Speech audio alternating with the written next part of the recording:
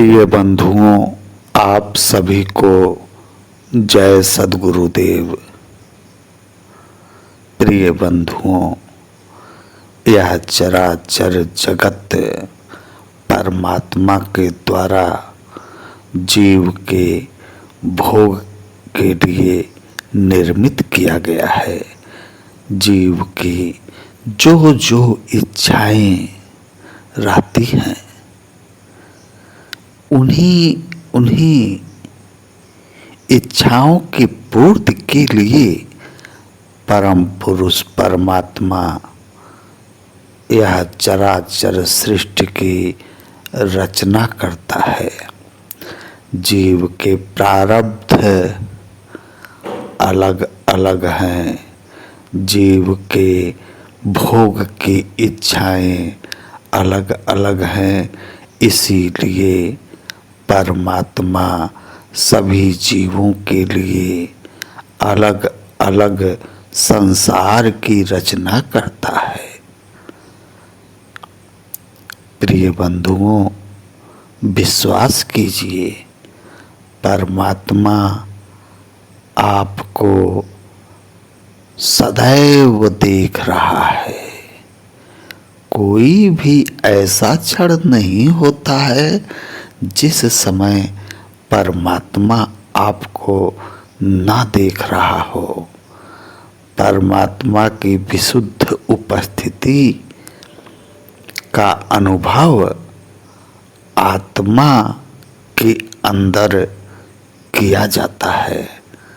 योगी समाधि में जब अपनी आत्मा के अंदर परमात्मा का अनुभव जैसे ही करता है, प्राकृतिक मल नष्ट हो जाते हैं, सर्वत्र परमात्मा का दर्शन करने लगता है। अखंड अनंत अनादि अनाम अरूप परमात्मा सर्वत्र दिखाई देता है।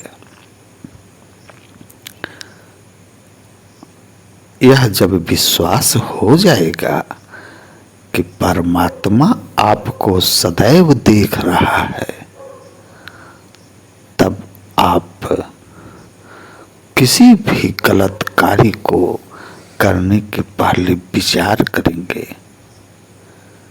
यही विश्वास तो नहीं हो पाता है। इस विश्वास को अभ्यास के द्वारा धीरे धीरे दृढ़ कीजिए।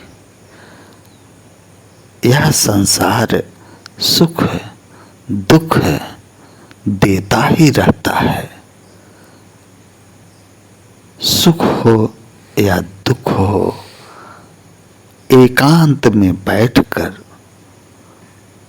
इस विश्वास से कि परमात्मा हमें देख रहा है और मेरी वाणी को सुन रहा है, आप अपने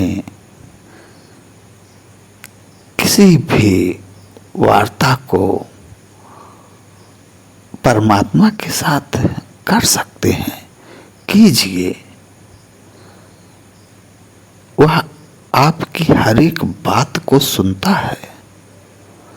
और जैसे जैसे विश्वास दृढ़ होता जाएगा, वैसे वैसे परमात्मा तक आपकी बात और अच्छे ढंग से पहुंचने लगेगी। और अच्छे ढंग से तात्पर्य यह है कि परमात्मा चूंकि चेतन है,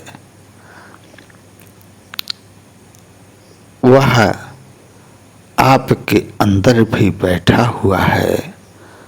वह यह जानने लगेगा कि आप उसी को साक्षी मानकर दृढ़ विश्वास के साथ अपनी बात कह रहे हो। प्रिय बंधुओं, जिस प्रकार से मूर्तिकार मिट्टी से अनेकों रूप को बना देता है, और दर्शक उन्हीं रूपों को देखकर मोहित हो जाते हैं।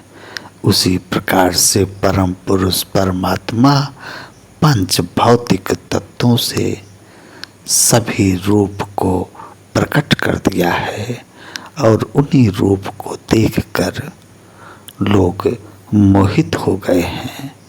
हमारा स्वरूप चेतन है, किंतु माया की प्रबलता को देखिए, जड़ में लिप्त हो जा रहा है।